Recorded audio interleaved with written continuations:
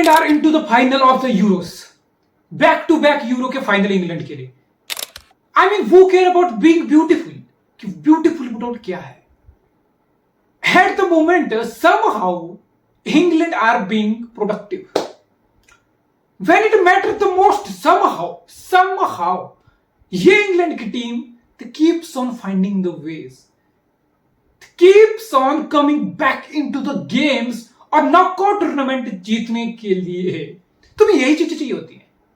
कितना पोजेशन है, कौन गेम को चला रहा है, कौन गेम को डोमिनेट कर रहा है, कौन गेम को डिक्टेट कर रहा है, कौन ज्यादा एक्सजी बना के घूम रहा है, कौन कितना अग्रेसिव है, ब्यूटीफुल फुटबॉल खेल रहा है। लीग फुटबॉल या क्लब फुटबॉल में ये बातें होती होंगी। नॉकआउट टूर्नामेंट में इन सब चीजों को कोई मतलब नहीं है। और इंग्लैंड की प्लेइंग फिलॉसफी, गैरेथ साउथगेट की प्लेइंग फिलॉसफी डे वन से यही है। अगली खेलो, जो मर्जी खेलो, लौड़ा लसन, मुझे रिजल्ट चाहिए, मुझे जीत चाहिए, जैसे तैसे करके। And this is something this England team is doing, they keeps on finding the veg. Bellingham बचाया इनको स्टॉपेज टाइम में स्लोवाकिया के अगेंस्ट। फिर पिछले मैच में स्विट्जरलैंड के अगेंस्ट बुकायो साका का लेट इक्वलाइजर। इस मैच में ओली वॉटकिंस का goal and there you go, goal is all you need. And somehow England are finding ways to score, finding ways to win the game of football and that's all you need. देखो ऐसा नहीं था कि मैं Netherlands से बहुत ज्यादा उम्मीद लेके बैठा था, या नीदरलैंड्स की बहुत ज्यादा कोई गोल्डन जनरेशन चली है, या नीदरलैंड्स का बहुत भयंकर टूर्नामेंट जा रहा था। वैसे तो इंग्लैंड का भी नहीं जा रहा था, बट कहीं ना कहीं जो इंग्लैंड की टीम की स्ट्रेंथ है, जिस क्वालिटी के प्लेयर इंग्लैंड के पास है, ऑब्वियसली आप इंग्लैंड को इस मैच में फेवरेट मान रहे थे। और डच ने पूरे मैच में कुछ भी ऐसा नहीं किया यार, कुछ भी ऐसा नहीं खेला कि सिमंस के गोल को हटा दो कि वाह यार, वाह वाह वाह, तुम इंग्लैंड से बेटर थे, वाह यार तुम डिजर्विंग विनर थे, या तुम आगे जाने चाहिए थे। नहीं, they were disappointing, they were absolutely disappointing. Van de Ven जैसा सेंटर बैक तुम्हारे बेंच पे सड़ गया, मटियास डेलीगेट जैसा सेंटर बैक तुम्हारे बेंच पे सड़ गया, फ्रिम्पोंग जिसको लेवरकुसेन इतना जबरदस्त सीजन गया वो तुम्हारे बेंच पे सड़ गया, ग्रेवेनबर्ग तुम्हारे मिडफील्ड में था, उसको तुम्हें मौका नहीं दिया जा रहा, विनाल्डम जैसे भी है भाई, टॉप लेवल पे खेल चुका है। So you had the players वो could have made the impact for you.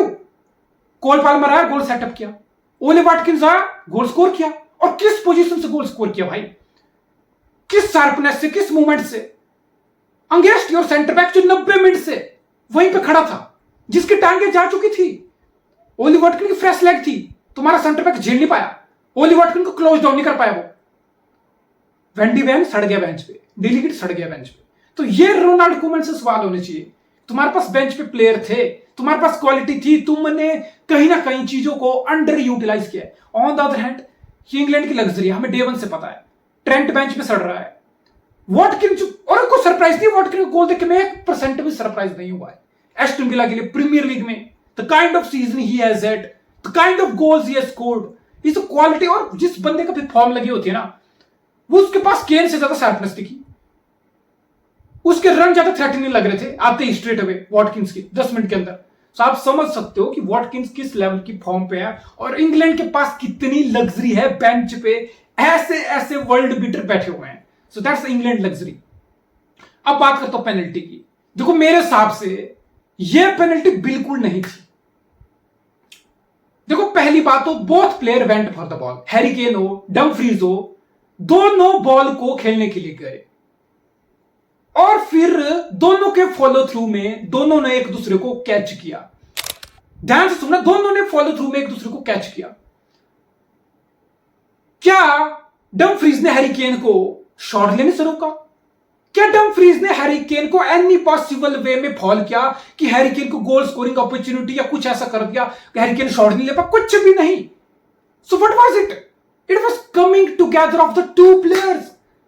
दो प्लेयर जो दोनों बॉल के लिए गए, they both have right to go for the ball, they went for the ball, और दोनों का कॉन्टैक्ट को फॉलो थ्रू में दोनों के साथ। ऐसा नहीं कि बस डमफ्रीज ने हैरी केन को गिरा दिया, हैरी केन का फॉलो थ्रू भी लगा उस पे। So it was coming together of two players. Harry Kane shot ले चुका था तो कोई फॉल नहीं, कुछ नहीं। How the heck is that a penalty? That's absolutely joke, disgrace. Foot European competition, तुम्हारा यूरोप का प्रीमियम कंपटीशन, एक बड़े स्टेज, एक सेमीफाइनल, बड़ा मैच, और तुम इस लेवल की रेफरी दिखा रहे हो दुनिया को, इस लेवल की रेफरिंग होगी, and you will get away with this. VR VR VR को गाली देने से क्या होगा? वीआर ने तो टेक्नोलॉजी बना दी, वीआर ने गाइडलाइंस बना दी, लेकिन वीआर के पीछे तो इंसान बैठा है ना, वीआर को इंसान चला रहा है, and that's a human error, that's absolutely disgrace. कौन था video assistant referee? It should be immediately sacked. Bench 1 साल तक फुटबॉल पिच के आसपास नहीं होना चाहिए वो बंदा। एब्सोल्यूट ब्लंडर, बिकॉज ये डिसीजन गया नीदरलैंड के अगेंस्ट। नीदरलैंड के फैन तो स्ट्रीट्स में बहुत है, लेकिन नीदरलैंड के पास मीडिया का कंट्रोल नहीं है, मीडिया हाउस की पीआर, मीडिया हाउस की पावर नीदरलैंड्स के पास as a country, as a sports country नहीं है। Just imagine, just other way around, ये डिसीजन इंग्लैंड के अगेंस्ट गया होता, ओ भाई साहब इंग्लैंड की मीडिया इंग्लैंड बाहर हो गया होता है पेनल्टी से, और भाई साहब मतलब तोड़ फोड़ जाती, यूएफए को स्टेटमेंट देनी पड़ती, और देनी पड़ेगी उनको वैसे भी। It was absolutely shocking decision. और इस मैच में फिल फोर्डन की गेम आई बिल्कुल निखर के, बिकॉज लेफ्ट पे विड्थ दे रहा था, लेफ्ट विंग बैक की तरह ट्रिपिये। अब ट्रिपिये फुल एंड वाइडर जा रहा, विड्थ दे रहा, what does this mean? Phil Foden को ज्यादा वाइडर खेलने की जरूरत नहीं है। फिर बेलिंगम तुम्हारा लेफ्ट हाफ चैनल में ऑपरेट कर रहा था, फिर Phil Foden was in his zone.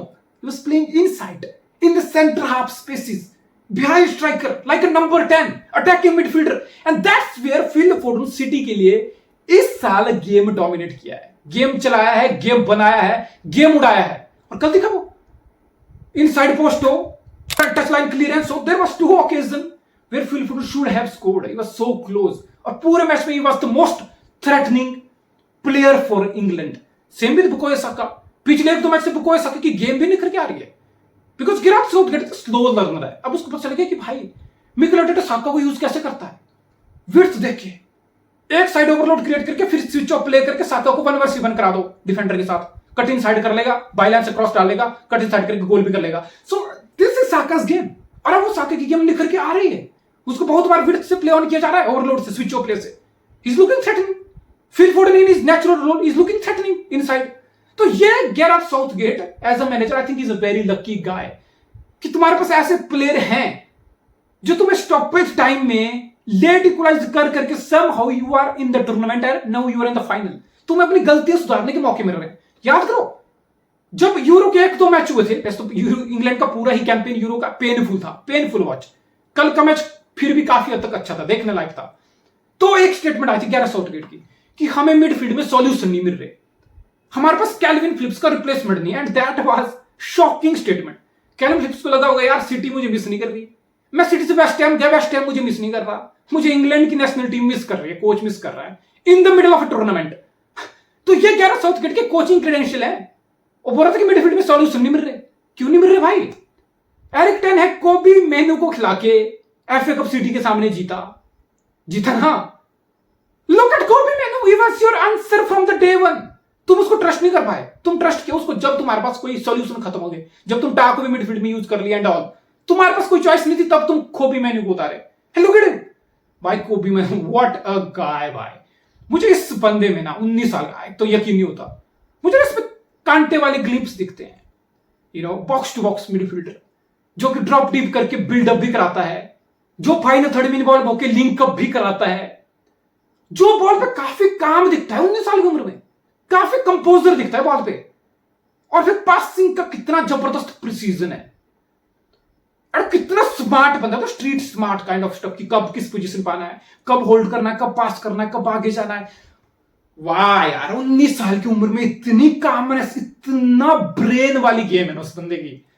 मतलब पूरी कांटे, एनगोलो कांटे वाली वाइब दे रहा है मुझे वो, बॉक्स टू बॉक्स, पूरी मॉडरिच वाला विजन और calmness, technicality. What a gem यार, Manchester United what a gem you है भाई। 6 महीने पहले तक कोबी मेनू को शायद किसी हार्डकोर यूनाइटेड फैन ने नाम सुना होगा। 6 महीने पहले तक फुटबॉल व्हाट डिडंट यू कोबी मेनू चीज क्या है भाई। लुक किस लेवल पे खेल रहा है भाई ये 19 साल की उम्र में, यूरोपियन स्टेज, सेमीफाइनल, इतनी मैसिव परफॉर्मेंस पुट अप करना। लग रहा है कि भाई नहीं, यही पहला इंग्लैंड के लिए, नेशनल टीम के लिए बड़ा टूर्नामेंट 2 महीने पहले आया टीम में, 1 महीने पहले नहीं। ऐसा लग रहा है 4-5 साल से सेट है टीम में, पैर जमे हैं इसकी गेम आ रही है करके पूरी गेम चला रहा है ये। कितना कंपोजर, कितना कॉन्फिडेंस, कितनी कामनेस, वाह भाई, ऐसे सितारे फुटबॉल का नाम आगे लेके जाएंगे भाई। I'm a City fan, but I'm absolutely in love with Kobe Mainoo भाई। What a fucking gem of a player, gem of a player। England now they are in the final. अब देखो कोई किसी को फर्क नहीं पड़ता। देखो मैंने बोला नॉकआउट टूर्नामेंट है, ब्यूटीफुल फुटबॉल क्या है, किसका फुटबॉल में ज्यादा चक्का चौंध है। स्पेन ब्रूटल है, स्पेन अपनी फिलॉसफी से चल रहा है, tiki taka, pressing, passing, possession, buildup, number committing, सब चल रहा है स्पेन का। खुल्लम खुल्ला फुटबॉल, छाती चौड़ी करके चढ़ के खेल रहा है। लेकिन इंग्लैंड दूसरी साइड डिफेंसिवली शिफ्ट पुटअप, और कहीं ना कहीं इंडिविजुअल सितारे इंग्लैंड को अभी तक फाइनल लेके आए। इस individual brilliance, as a team England ने अपने पोटेंशियल के आधा 50% भी फुटबॉल नहीं खेला है।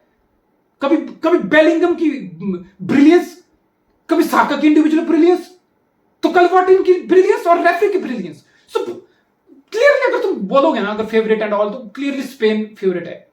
Clearly Spain has been the best team of the tournament, the most watchable, the most enjoyable, the most likeable, the most lovable football they have played. Opposite side England ने सब कुछ उल्टा ही खेला है, but who cares man, who cares. Italy भी तो defensive shift put up करके यूरो जीता था last.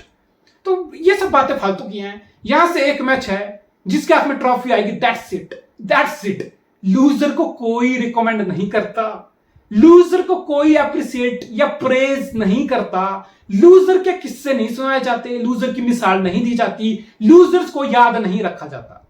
It's all about winning one dam game. And England के पास पूरा असला है। एक्स्ट्रा टाइम में गेम का इंग्लैंड के पास बेंच स्ट्रेंथ है, बट स्पेन के पास आग है, आग है जीतने की।